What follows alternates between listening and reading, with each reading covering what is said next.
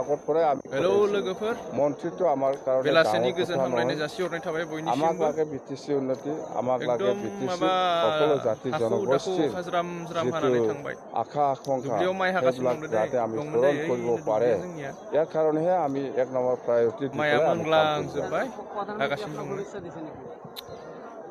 নাই गाबोनो আমিও দিব 12 লাগে तारिख आरो ना সবে এনডিএ হিচাপে जोंना আমাক একেলগে কাম आसामनि কৰি मानगोनां सार डक्टर हेमन्त बिश्व शर्माया गाबोन समायखिरा लागोन आरो रि गोदानै आसामनि गिबि मन्त्रि जानो थांगासिनो दङ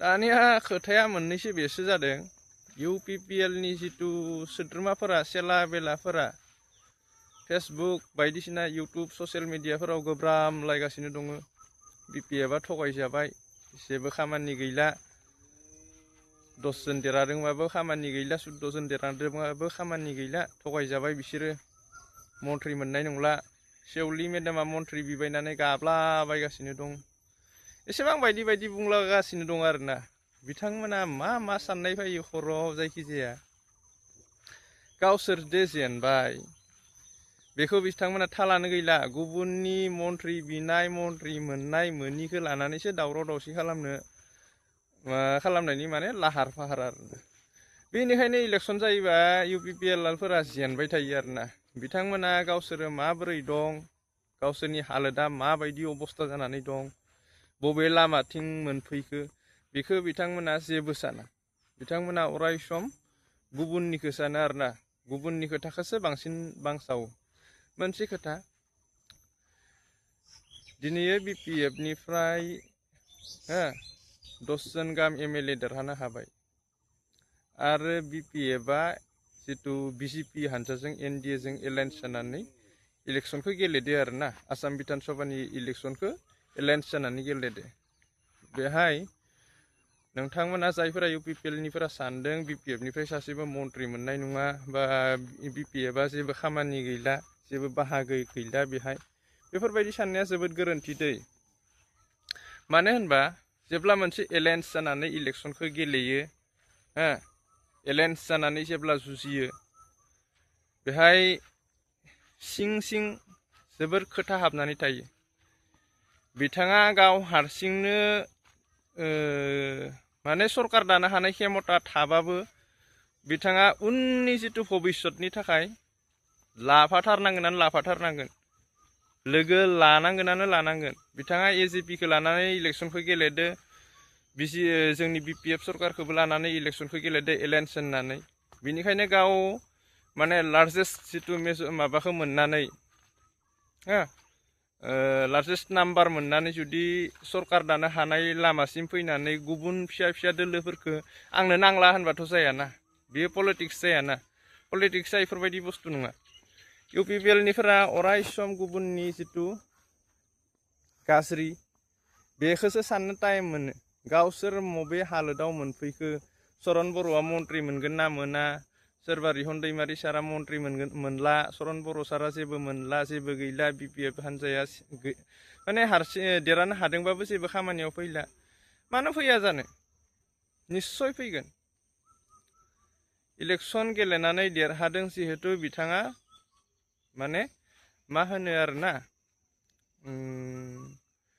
बहुत भेलुएबल बुस्थु मानो होनबा बिथाङा सासे देरहानाय केन्डिडेट एसेम्ब्लियाव थांनानै खोथा बुंहैनो हानाय बिथांनाव गोहो थायो नोंथांमोननि जितु UPPL पार्टिनिफ्राय UPPL हानजानिफ्रायथ' सासेबो देरहानो हायासै दिनै मा दाबिखौ लानानै एसेम्ब्लियाव खोथा बुंहैनो खोथा दिखांहैनो अपोजिसननि जानानै मा रल लानो BPF आथ' थांगोन BPF नि जितु MLA फोरा थांगोन खोथा दैखांहैगोन खामानि लाबोगोन मावगोन रायजो राजाफोरनि थाखाय जि खोथा होदोंमोन बेफोर दायित्वखौ फालिगोन मावगोन नाथाय UPPL निफोरा माखौ मावनो सासेबोथ' देरहानो हायाखै मा खोथाखौ लानानै एसेम्ब्लियाव दैखांहैनो थांनो हानाय लामायानो गैया दरजायानो बन्द'खा अलरेडि BPF आ साबैसे मन्त्रि मोननाय मोनिखौ लानानैथ' बाद दोन अलरेडि मोननो थांगासिनो दङ गाबोन समायखिरा लागोन नोंथांमोना खायफाया ससियेल मिडियायाव लिस्टखौबो नुखाबाय जानांगौ सोर साबैसेया मोनगोन बिथांमोनानो एसेबां गोबां देरहाखादों गतिके BPF निफ्राय एसे खम मन्त्रि मोनगोन AJP निफ्राय एसे खम मन्त्रि मोनगोन नाथाय मोननायाथ' 100% गेरेन्टि मोनथारगोन बेबो जाय डिपार्टमेन्टखौ बिपिएफआ मोननो थांगासिनो दङ बेफोर डिपार्टमेन्टआ जोबोद मोजां डिपार्टमेन्ट आरो जोंनि बिटिसिनि थाखाय बहुद भेलु गोनां आरोना बेफोर डिपार्टमेन्टआ। मानो होनबा जोंनि बिपिएफ हान्जानिफ्राय जुदि जाय डिपार्टमेन्टखौ सायख'नानै दोनदो, जायनि मिनिस्टार खालामनो होननानै बिजेपिनिफ्राय सायख'नानै दोनदो आरो बेफोर डिपार्टमेन्टआ बहुत भेलुएबल डिपार्टमेन्ट। नाथाय दिनैयो एसेम्ब्लियाव थांनानै इउपिपिएलआ खोथा बुंहैनो हानाय गोहोआबो गैया, लामायाबो गैया, दरजायाबो बन्द'। नाथाय गुबुननि मन्त्रि मोननाय मोनैखौ बांसावलाबायबाय थानानै नोंसोरा जेबो मुलाम्फायानो जानाय नङा माथो। मा मुलाम्फा जानो? देरहानांगौआ देरहालांबाय, मोननांगौआ मोनसिगोन।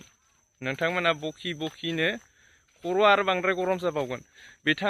बिनि थाखायनो इउपिपिएल हान्जाया इलेक्सन जायोबा गाज्रि रोखोमै जेनथारो। आं भिडिअफोराव बहुद मोजाङै बुंबोबाय थायोलै, नोंसोरो मालायखौ जेसेबांनो बखिगोन एसेबांनो गावनि खति जागोन, गाव जेनगोन ओरै होननानै। नाथाय बेखौनो इउपिपिएलनि जिथु सोद्रोमाफोरा माने बुजिया आरोना, आरो बुजिनोबो नाजाया, मालाबाबो बुजिनायबो नङा। जेसेबां मानसि इउपिपिएलआव दङ बुजिनोबो नाजाया, बुजिनायबो नङा, मालाबाबो बुजिनायबो नङा। इउपिपिएलनिफ्रायथ' साफा सोद्रोमाफोरा रिजाइन होनो थांगासिनो दं। आंबो दिनैथ' फेसबुकाव नुबाय सोरबा आरो इउपिपिएल दोलोखौ नागारबाय, फेसबुकाव पस्ट होगासिनो दं। सोरबा गोख्रों गोहोगोरा मावथि इउपिपिएल दोलोखौ नागारबायनो। मानि थाखाय नागारखो? नोंथांमोननि जिथु इउपिपिएलनि आइटि सेल बिसोरनि अयथासार, बिनि थाखायनो नागारबाय। ससियेल मिडियायाव नंगौ नङि पस्ट होयो, जानायबो जायिबो मिथिया। गावनि जेननायखौथ' मालाबाबो सिमान जाया, मालायनि गाज्रिखौ हदाय माने बुथुमबाय थाग्रा। बेनिखायनो जाय एसे गोरों गोरा बुजिनो हानाय मानसि बिथांमोना दोलो नागारगोन आरो नागारगोन, 2 साननैसोआव बांसिन नागारगोन। गाबोनो जिथु जोंहा आसामनि गिबि मन्त्रि डक्टर हेमन्त बिश्व शर्माया समायखिरा लागोन। समायखिरा लाखांनायनि उननिफ्राय फेसबुकाव खालि इउपिपिएल दोलो नागारनाय पस्टखौल' मोनगोन। इउपिपिएल दोलो नागारनाय, इउपिपिएल दोलो नागारनाय, नागारना थांदों आरो थांदों। हाबगोन मायाव? बिपिएफआवनो फैगोन, गासिबो बिपिएफआवनो फैजोबगोन। इउपिपिएल दोलोआ डाइरेक्ट जोबनायनि लामायाव आरोना। आरो बे खोथाया 100% सैथो, सानसेबाबो जोबलांखागोन, थानायानो नङा। मानसियानो थायाबा पार्टिया बोरै सोलिगोन? मोजां साननाय, मोजां सान्थौ थाबासो मानसि थागोनलै मोनसे पार्टियाव। मोजां सान्थौआनो गैया। आरो नोंथांमोना खायसेया बुङो बे हाग्रामा जाम्बा थानायखायनोथ' दिनैयो एसेबां गोबां देरहागासिनो दङ। हाग्रामाया सरकार दानो हागासिनो दङ। जाम्बाखायनोथ' दिनै सरकार दानो हादो, सरकार खुंनो हादो। नोंथांमोना एसेबां गोरों गोरा मानसिया मानो सरकार दानो हाया, मानो सरकार सामलायनो हाया? 5 बोसोर मोनसे सुबिदा मोनदोंमोन, नाथाय 5 बोसोरखौ बोरैबा गोरोन्थियावसो मोनफ्लांदोंमोन। माबा मोनसे मिस्टेक जानायनि थाखायसो 5 बोसोर सुबिदाखौ मोनदोंमोन। नाथाय 5 बोसोरनि उनावनो गावनि जिथु गोहो बोलोखौ खोमाजोबना लानांबाय दिनै। मानि थाखाय? बेखौनो एसे साननानै नायदो इउपिपिएलनिफोरा। रिहन दैमारिया मन्त्रि मोनगोन ना मोना, मन्त्रि सेलायलायगासिनो दंनो माथो बिपिएफनिफोरा। नोंथांमोना बोरै मिथिगो? इउपिपिएलनि जिथु आइटि सेल माखाया बोरै मिथिगो बिपिएफआवबो मन्त्रि सेलायलायनाय जागासिनो दं? बेफोरखौ लानानैथ' जों जेबो खबरखौनो मोना माथो। जेबो दावराव दावसियानो फैया, मन्त्रि सेलायनायनि बाथ्रायानो फैया। नाथाय इउपिपिएलनिया फार्स्ट सिगां मिथिग्रोयो। एसेबांसो गुबुननि बाथ्रा साननाय बियो बिराद गाज्रि, मिथिगोना? गुबुनखौ बांसावनाया जोबोद गाज्रि। बेनो नोंसोरो जेसेबां इलेक्सनाव गेलेगोन, बैफोरबायदि मानसिया इउपिपिएलआव थाबाय थायोबा इउपिपिएलआव गले गले जेनबाय थागोन, जोनोम गले गले जेनलांबाय थागोन। दिनैनि भिडिअ'आ बेखिनियानो, गोजोन्थों।